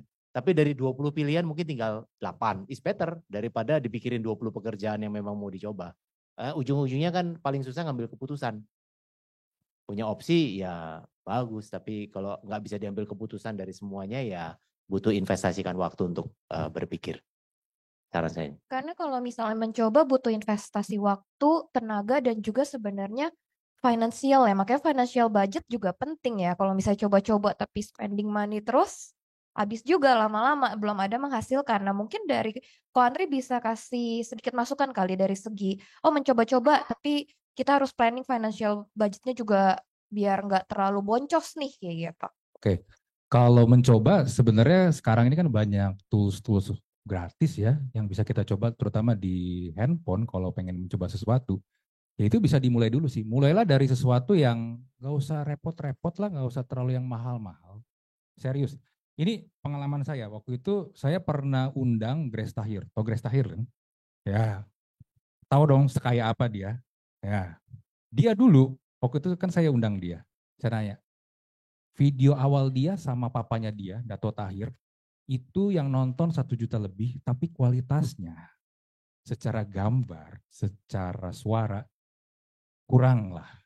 Saya nanya ke dia, Ci, lu kan orang kaya ya, masa nggak bisa sih beli kamera, nggak bisa beli mic yang lebih bagus.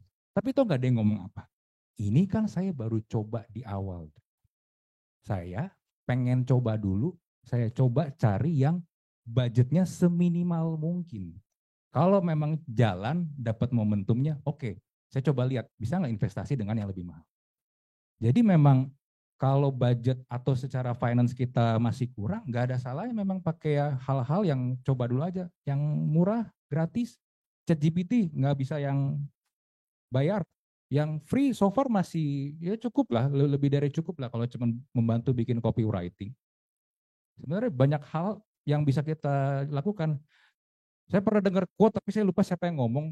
Ada yang bilang gini, semakin kita tidak punya budget, semakin kita miskin, sebenarnya harusnya membuat kita semakin lebih kreatif. Karena kita kan nggak punya ini kan, nggak punya resource yang banyak kan. Harusnya kita jadi lebih bisa kreatif aja gitu.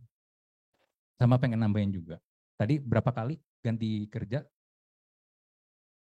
Oke, karena umur 24. Berarti 6 tahun. Ganti kerja berapa kali? 8. Berarti setiap kali kerja kurang dari setahun. Sebenarnya gini sih, pencarian sesuatu hal yang kita suka itu kalau 6 bulan menurut saya tuh terlalu singkat sih. Karena kita mungkin belum dapat apakah ini sesuai dengan yang kita mau atau enggak. Resultnya aja mungkin juga belum muncul. Let's say gini ya, kalau konteksnya misalnya pengen bikin konten atau pengen bikin bisnis, 6 bulan itu waktu yang sangat singkat banget, nggak dapat apa-apa. Beneran. Kadang kita butuh waktu 1 tahun, kadang mungkin lebih baru kita bisa lihat hasilnya. Jadi memang nggak bisa dengan cepat. Ini bosen nih. Oh jadi chef, coba kayak jadi chef. Kalau ngelihat master chef kayak pada jago-jago nih, gue kayak bisa nih jadi chef nih. Coba masak Indomie gagal. Kayaknya nggak bisa nih jadi chef nih. Oh coba deh bisa jadi apa? Oh lihat Indonesian Idol, kayaknya nyanyi gampang ya, tinggal nyanyi doang gitu. Coba nyanyi. Ya mungkin lu bisa nyanyi, tapi tidak menggembirakan orang-orang di sekitar lu, ya mungkin lu coba. Karena singing is singing, tapi kan apakah bisa membuat orang-orang di sekitar kita menikmati kan, enjoy itu lain cerita. So makanya coba boleh, tapi juga harus konsisten, jangan baru sebentar 6 bulan, bosan ganti. Karena kalau kayak gitu akhirnya nggak akan kemana-mana, beneran deh, serius deh. Tadi aja Pak Win aja butuh berapa lama tuh sampai dia bisa menemukan pola yang 2 orang ngobrol yang sampai bisa dapat, kok gitu sih? Berapa percobaan? 20 ya? 15 tipe, tapi nyobanya 8 bulan. Iya, 8 bulan. 15 tipe. Masalahnya adalah kadang kita tuh tidak punya mental untuk resisten terhadap itu. Coba, salah, oke, coba lagi yang baru. Oh ini ada yang kurang, coba. Itu menurut gue sih yang perlu dilakukan itu sih. Jadi biar kadang kita butuh juga ukuran-ukuran yang perlu kita set sendiri sih. Nah itu, jadi jangan hanya karena perasaan saya, aduh kayaknya susah ya, oke deh. Bosen ya, nggak bisa gitu. Jangan terlalu ngandelin perasaan juga. Logikanya harus dipakai juga sih. Oke, semoga bisa menjawab dan kasih inspirasi ya buat masnya ya. Selanjutnya nih, masih ada nggak yang ingin bertanya? Makin banyak. Siapa dulu nih? Kayaknya Mbak yang di sini dulu ya. Iya, di belakang juga ada. Oke, siap. Ya, siap. Ntar dipanggil Mas, tenang aja sama yang jaket pink. Ya, Mbaknya silahkan. Iya, perkenalkan sebelumnya aku Ocha. Aku mau nanya pendapatnya aja gitu ya buat Pak Andri gitu. Ini kan penulisan bukunya mengenai generasi zombie dan tadi udah dijelasin bahwa generasi zombie ini adalah bagaimana orang-orang hidup tapi kayak nggak hidup gitu. Ya udah sekadarnya aja. Aku mau nanya, menurut pandangan Bapak, kalau misalkan kita jadi zombinya aja gimana? Maksudnya dalam artian kayak ya udah hidup kayak gini aja, maksudnya selagi tadi misal kita kerja dengan misal tercukupi secara materi dan lainnya kayak ya udahlah nggak apa-apa lah gini aja, ataukah kita memang perlu tadi dibahas sama Pak Henry gitu bahwa inner calling itu apakah memang perlu kita cari gitu supaya hidup ini oh ya udah memang ada makna, ada panggilan yang jadi kita tuh hidup tuh nggak sekedar hidup aja gitu. Sebenarnya memang perlu dicarikah atau tadi dengan terpenuhinya materi kita dan lain-lain jadi itu udah cukup aja atau merasa ya udah nggak apa-apa selagi misi ini gitu. Aku minta pendapatnya aja sih. Sekian, terima kasih. Thank you. Ocha ya, berarti penyanyi ya ini. Emang masih bukan? Oke, sebenarnya itu kembali lagi ke pilihan ya. Apakah pengen hidup menikmati, oh udah punya penghasilan, udah hidup mapan, nggak mau ngejar yang gimana-gimana. Sebenarnya itu pilihan. Jadi saya nulis buku ini juga nggak maksa sebenarnya, cuman pengen mengajak ngobrol. Coba deh pikirin, apakah apakah kamu punya nggak yang kalau Henry tadi bilang inner calling untuk mengejar sesuatu? Karena kalau yang saya lihat polanya akan selalu begitu. Polanya adalah ketika nanti di usia tua, ketika udah nggak punya energi lagi, baru kepikiran. Aduh coba ya dulu gini, coba ya dulu pengen menjadi misalnya pengusaha, pengen menjadi konten kreator. Tapi umur 60-an ke atas mungkin masih bisa nggak? Masih bisa. Tapi energinya itu yang kadang udah habis, udah nggak bisa kayak dulu. Ya saya juga ngalamin, mungkin di umur 20-an saya kalau begadang mah ayo aja. Sekarang di umur 40-an begadang mah wah nggak bisa, saya utang tidurnya bisa berhari-hari. Jadi emang itu nggak bohong. Makanya memang kita perlu tahu apakah memang cukup di sini saja, puas atau enggak. Karena ketika waktu terus jalan ya tahu-tahu udah umur tua nih. Ya udah. Kadang waktu nggak cukup. Soalnya saya suka banget melihat terutama orang-orang yang umurnya masih muda, tahu-tahu dia lagi ngejar impian, lagi ngejar goals dia, tahu-tahu meninggal. Kayak kemarin tuh yang baru meninggal Gusti ya. Sebenarnya nggak nyangka loh, ngelihat dia tuh kemarin juga baru ngelihat di podcast sama Radit, dia lagi punya target gini, tahu-tahu dia meninggal. Meninggalnya kalau nggak salah gara-gara jatuh dari kamar mandi kan. Hidup tuh cepet banget hilangnya. So makanya kalau saya sih ya, kalau misalnya punya kesempatan ya udah, kalau bisa coba aja. Coba tuh nggak dosa dan sebenarnya basically gratis di awal. Nggak ada salahnya untuk coba. Yang nyesek sebenarnya adalah ketika kita nyesel nggak coba. Karena kita nggak tahu sebenarnya kita tuh kapasitasnya sampai di titik mana. Jadi ya nggak ada salahnya sih sebenarnya kalau buat saya. Tapi kalau emang pilihannya kayak begitu, ya silakan, nggak apa-apa juga. Mungkin tambahan dari saya. Tambahan ya, satu caranya menurut saya. Coba bayangin kalau nanti udah usia 70, bayangin dulu. Apa yang bakal bikin nyesel gitu kalau nggak dilakuin? Biasanya sih pasti ada. Biasanya sih kalau kita alokasi waktu tuh kita renungin, weh nanti pasti 70 nih, pas 70 ini kayaknya mau coba deh. Biasanya sih kalau kita benar-benar renungin itu keluar tuh ini. Tapi kalau emang nggak keluar ya berarti ya udah berarti ya go with it nggak apa-apa. Tapi biasanya sih keluar. Nah di situ baru tuh digali tuh yang ini mau dicoba gimana gitu. Itu sih. Semoga bisa menjawab ya. Ini karena kita keterbatasan waktu, kita langsung cari partisipan selanjutnya. Si masnya tuh yang di belakang sama jaket pink mungkin bisa sekalian bertanyanya ya. Oh ya udah. Nggak apa-apa berdiri aja. Duduk lagi. Halo, saya Fandi dari Bekasi. Pertama saya mau ngucapin selamat buat Ko Andri atas perilisan bukunya. Thank you. Kebetulan saya juga ngikutin konten beliau di LinkedIn, konten e-commerce kalau nggak salah. Nah itu kan sering nulis yang ya kadang kasih insight gitulah. Nah pertanyaannya tuh gimana ya, maksudnya nuangin sampai berslide-slide gitu loh. Kadang kan kita kalau mau nuangin bingung mulai dari mana dulu gitu. Sama kadang ngikutin podcastnya juga siniarnya. Nah di siniarnya itu kan dia bisa ngobrol. Pertanyaan itu alami atau emang udah di script gitu. Kadang kita juga bingung mau ngobrol apa gitu lama-lama. Kasih. Oke. Inspirasinya dari mana ya berarti ya? Sebenarnya inspirasi saya tuh, yang baju pink udah berdiri aja. Mau nanya juga? Ya, boleh sekalian ya, boleh sekalian pertanyaannya biar nanti bisa langsung dijawab juga. Iya, sebelumnya terima kasih sudah diberikan waktu untuk bertanya.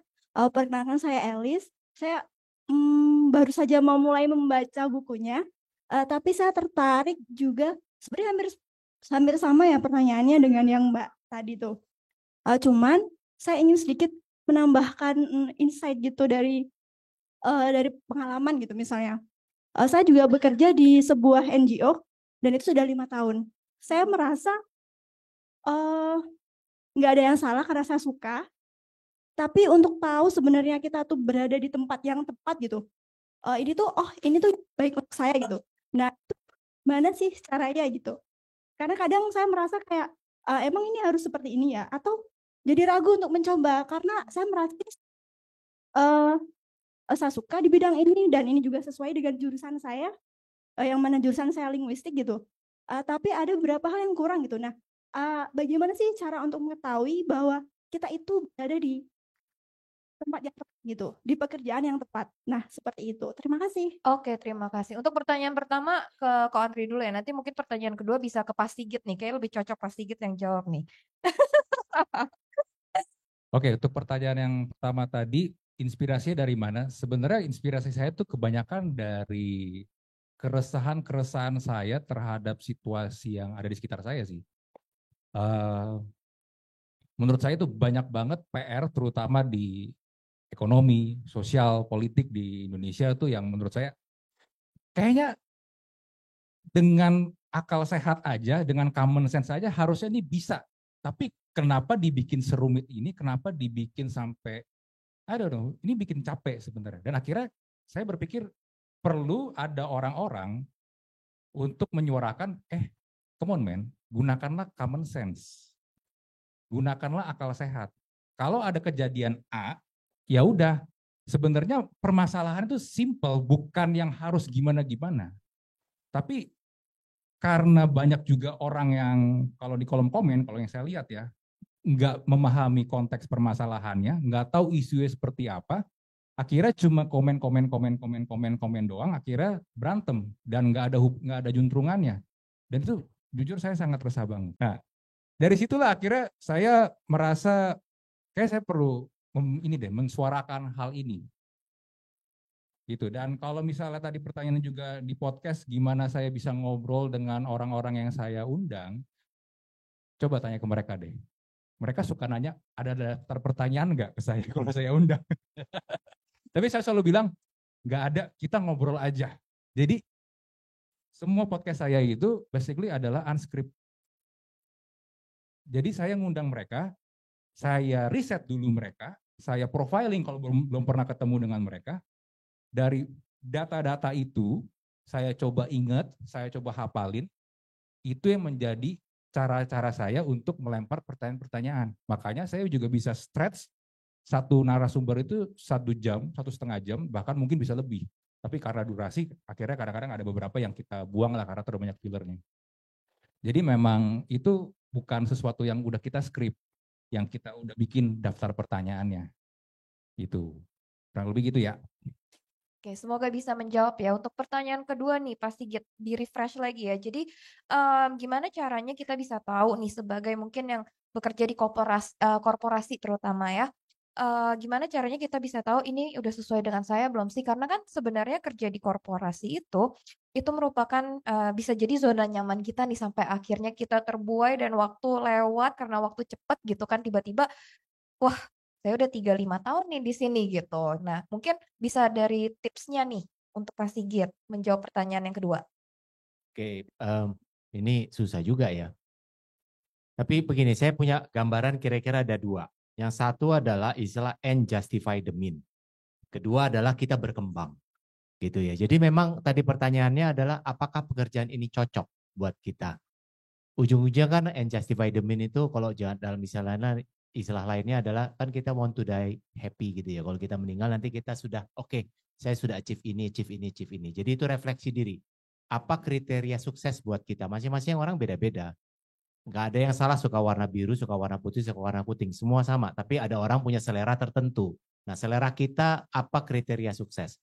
And justify the mean berarti untuk mencapai proses itu apakah langkah ini akan mencapai hasil saya. Dan nggak ada salahnya juga kalau 5 tahun lagi kita berubah. Karena nggak ada yang bisa saya bayangkan 20 tahun lagi saya mau jadi apa tuh nggak bisa. Gitu.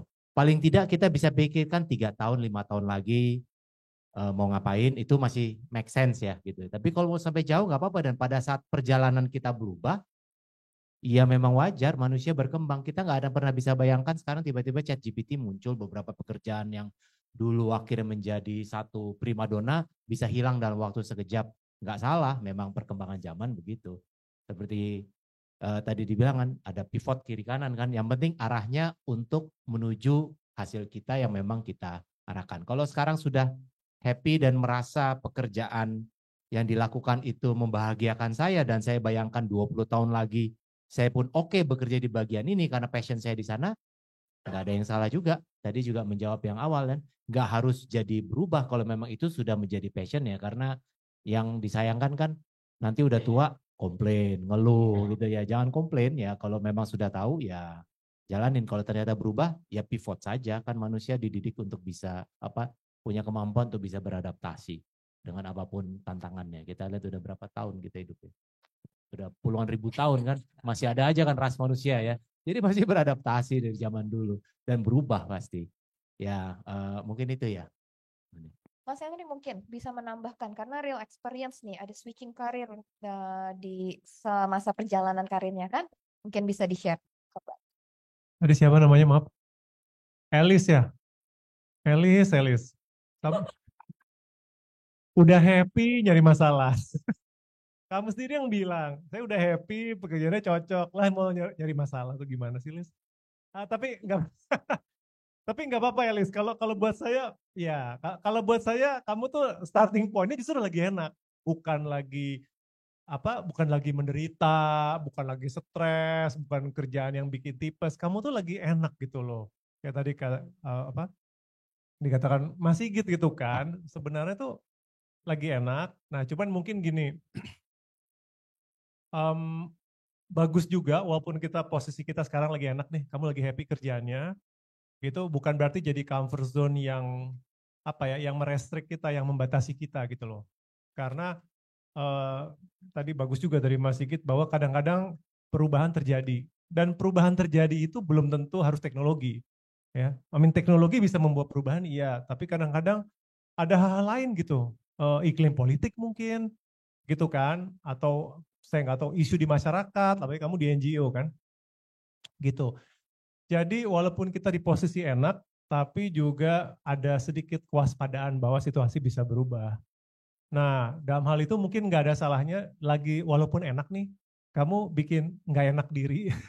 Caranya kamu eksperimen-eksperimen kecil yang keluar dari comfort zone kamu, gitu. Tapi batasin aja skalanya, jadi kamu nggak usah pindah kerja, tapi nyobain sesuatu yang di luar, cobain skill baru. Karena saya sangat terinfluence oleh buku judulnya Range, kalau kamu belum baca, itu udah diterjemahin, judulnya Range, penulisnya David Epstein. Argumen bukunya bagus banget, dia bilang manusia generalis akan survive daripada manusia spesialis. Dia sangat meyakini itu dan bukunya solid banget, risetnya. Karena itu, kalau kita spesialis terlalu satu expertise dan dalam, ketika tiba-tiba ada perubahan teknologi, perubahan preferensi, yang spesialis ini nggak kuat pivotnya karena udah terlalu deep, gitu. Tapi orang-orang yang mencoba menjadi spesialis, dia punya expertise tertentu, tapi dia nyobain yang lain deh, gitu. Ya, dia mencicipi hal-hal yang lain. Itu kalau ada perubahan yang kebetulan memaksa dia untuk beradaptasi, dia lebih mudah. Itu tuh buku itu udah diterjemahin, tapi saya nggak tahu terjemahannya bagus apa enggak ya. Judulnya Range, David Epstein. Jadi kamu enjoy comfort zone kamu, tapi sekali-sekali bikin nggak comfort dengan cara, saya mau coba activity baru, komunitas lain, mungkin belajar skill baru, bikin konten, it's okay. Gitu. Tapi bersyukur dulu ya, lagi happy gitu. Terima kasih. Senyumnya berubah ya, langsung penuh makna ya kayaknya. Oke, saya akan kasih kesempatan satu pertanyaan terakhir nih ya. Oke, mungkin Bapak yang di tengah. Ya. Baik, terima kasih. Selamat sore. Nama saya Aditya. Untuk Ko Andri, Jadi tadi kan ada perubahan karakter ya kok, Pak Mas. Tadi harusnya Mas ya Mas Andri. Maksud Yang saya gini. akrab aja nggak Ya, apa-apa. ya ada. Batman, panggilannya Batman. Bapak kok Kayaknya boleh. di luar hujan jadi agak ini ya. Nah, maksud saya perubahan tadi menariknya adalah kita menjadi karakteristik yang berbeda-beda gitu. Nah, kapan itu misalnya gini, kapan di Ko Andri sendiri menyadari bahwa saya harus menjadi karakteristik atau saya harus belajar karakteristik yang berbeda itu. Itu di kondisi apa mungkin dari pengalaman sebelumnya gitu kok. Terus cara atau belajarnya ini apakah self learning atau saya mengcopy atau melihat dari karakteristik yang memang kalau tadi kan mungkin karakteristik ada Batman dan sebagainya.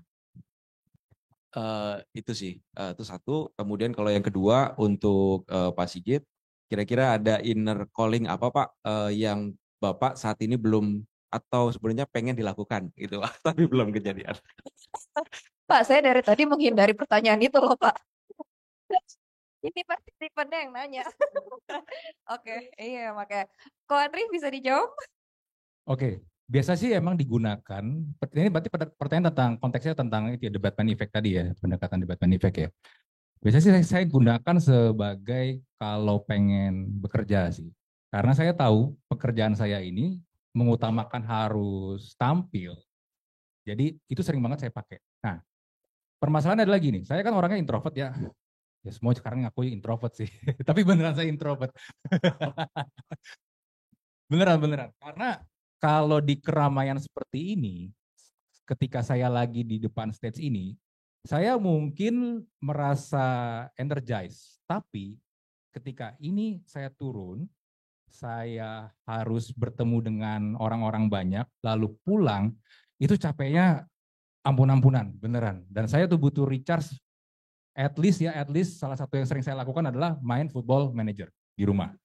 Nah itu udah quality time pribadi saya lah itu. Nah biasanya memang saya selalu pakai ketika lagi bekerja. Tapi kalau lagi nggak bekerja, saya nggak ini sih. Saya cenderung untuk tidak menggunakan pendekatan itu karena ya buat apa juga gitu. Ya saya sebagai saya aja. Nah lalu pertanyaan berikut tadi itu ya tentang belajarnya ya. Belajarnya itu belajar sendiri, tapi belajarnya melihat orang-orang yang tadi saya sebutkan tuh. Saya punya tiga orang yang menjadi inspirasi saya, Steve Jobs, Michael Jordan, lalu juga Dwayne The Rock Johnson. Saya ngelihat Steve Jobs kalau dia lagi ngomong di depan, kalau dia lagi public speaking, dia lagi mempromokan produk dia, gimana sih cara dia ngomong, gimana sih cara dia ngerangkai cerita, gimana cara dia bisa menarik orang-orang, come on, belilah iPhone, belilah MacBook, dengan cara-cara dia yang menurut saya waktu itu pas lagi zaman dia itu keren banget. Nah, saya ngelihat Michael Jordan itu adalah orang dengan mental pemenang yang nggak mau kalah banget. Ada yang manas-manasin dia, ada yang nantangin dia, ayo gue ladenin. Makanya pas dipanas-panasin, ayo gue ladenin, bikin buku. itu saya belajar dari dia. Mental tidak mau kalah, mental pengen tetap menang. Karena akhirnya saya juga lihat banyak orang-orang sukses itu ya suka nggak suka ya. Kalau terlihat egois di mata banyak orang mungkin, tapi kalau tidak seperti itu mereka nggak akan pernah achieve apa-apa. Mereka nggak akan pernah bisa mendapatkan sesuatu karena dengerin orang ngomong, lu nanti gini-gini, jangan. Nanti lu bisa, bla bla bla, jangan. Itu yang saya belajar dari Michael Jordan. Lalu yang saya belajar dari Dwayne The Rock Johnson sebenarnya kebanyakan adalah karakter dia, cara dia ngomong, cara dia berdiri, cara dia berkomunikasi dan segala macam. Karena saya memang menggemari dia dari zaman dia masih di WWE, masih di SmackDown. Nah, itu yang saya coba copy dan saya coba implementasikan, saya coba sesuaikan dengan cara saya ngomong dan seperti ini. Saya sini sekarang mungkin ngomongnya masih lebih santai. Kalau kebanyakan, seringnya kalau di podcast saya lebih banyak dar-der-dor. Nah, itu sebenarnya gara-gara itu juga. Kurang lebih kayak begitu. Itu jadi cara saya untuk belajar. Plus juga akhirnya ketika saya ngundang dengan ini ya, guest-guest saya di podcast, kayak teman-teman saya yang di sebelah saya ini, saya kira juga belajar banyak dari mereka. Apa yang mindset mereka, cara pikir mereka, lalu juga bagaimana mereka leadership-nya segala macam, pengalaman mereka saya juga banyak belajar dari dia. Saya ngomong mungkin udah lebih dari, saya nggak pernah ngitung exactnya, tapi kayak 300 lebih orang ada. Jadi saya melihat banyak orang punya karakter berbeda-beda, cara berpikir berbeda-beda, saya banyak banget belajar dari mereka itu. Gitu. Jadi ya based on experience gitu. Oke, pertanyaan terakhir. Nih Pak, punten. Inner calling Bapak yang belum terwujudkan. Tulis dulu mungkin ya kan. Adit kan udah kenal saya 20 tahun lebih. Adit ini mantan karyawan saya ini. Sekarang dia pursue. Iya. Dia mengejar passionnya sekarang. Ya, mungkin saya bagi terhadap dua bagian. Yang pertama dalam urusan kantor, passionnya apa dan harapan inner callingnya apa yang dilakukan. Kedua dalam urusan pribadi. Yang kantor mungkin dalam proses generasi saya masih punya inner calling bahwa memang bagaimana caranya leadership ataupun juga nilai-nilai yang dijalankan itu bisa diturunkan jauh untuk generasi-generasi berikutnya. Mungkin itu pikiran orang boomer kali ya, udah agak terlalu jauh gitu ya, pikirannya jauh gitu. Jadi ya kayaknya terlalu ideal. Tapi itu harapan inner calling yang memang dipikirkan gimana caranya mentransfer. Karena suatu legacy itu tetap harus dipertahankan, itu pemikiran di kantornya. Jadi effort yang dilakukan adalah selalu untuk gimana mendidik, menjalankan, melatih, semuanya ke arah sana gitu. Karena kita tahu mungkin nggak akan selamanya kita ada sana. Kedua, di sisi yang lain ya, karena saya banyak ketinggalan mengejar hobi saya sendiri terhadap cinta alam ya. Jadi memang dalam beberapa bulan terakhir ini, kayaknya mumpung saya masih bisa punya kesempatan, gue gas saya terus gitu ya. Jadi hampir tiap bulan kita pergi terus ke luar kota cari gunung lah. Begitu ya. Jadi itu yang memang saya coba kejar untuk bisa membalancing. Karena gimana pun juga butuh tadi me time ya.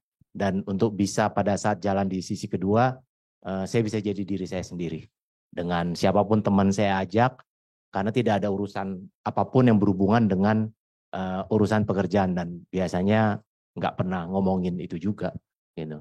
Walaupun dengan teman-teman kantor. Tapi biasanya malah teman kantor yang ngajakin ngomongin kerjaan. Karena kapan lagi ketemu gitu ya. Begitu. Gitu, Dit. Thank you. Oke, semoga bisa menjawab ya rasa penasarannya nih, ya kan? Oke, nah untuk sebelum kita menutup acara pada hari ini, mungkin dari semua narasumber yang ada di depan bisa kasih closing statement sedikit aja gitu untuk penonton-penonton kita saat ini gitu. Bisa start dari Mas Henry dulu. Kasih sedikit aja closing statement untuk teman-teman kita yang udah hadir di sini. Iya, ini saya merujuk ke buku yang diluncurkan lah ya, Generasi Zombie. Saya pikir kalau teman-teman baca bukunya, itu saya senang di pembukaannya itu dimulai justru dari warning gitu. Jangan sampai jadi zombie. Dan saya pikir peringatan yang disampaikan buku ini semakin didengar lebih awal, lebih baik teman-teman gitu. Lebih cepat teman-teman menjadi manusia, bukan jadi zombie. Ya itu lebih baik.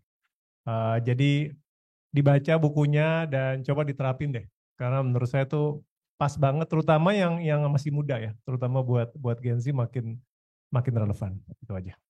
Oke, buat Pak Win? Kalau dari saya mungkin sebagai penutup untuk teman-teman di sini, saya mau ngomongin soal waktu ya. Waktu itu cepat banget ya. Teman-teman di sini mungkin ada yang 20, 30, tapi nanti di mata tiba-tiba 40, tiba-tiba 50, itu benar-benar cepat banget.